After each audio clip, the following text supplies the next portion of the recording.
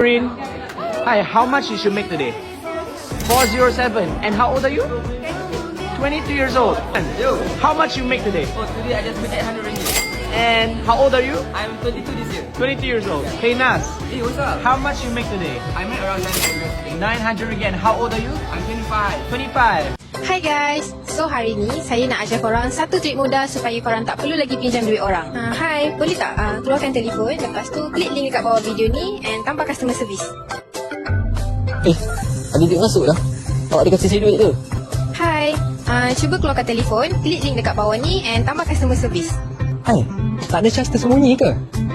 Jangan risau, tak ada apa-apa bayaran pun. Awak cuma main phone and boleh dapat duit. Okey lah. Saya cuba. Dah masuk lah. RM30.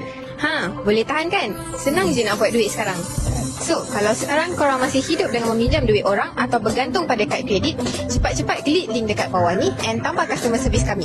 Klik link dekat bawah ni sekarang dan boleh cuba.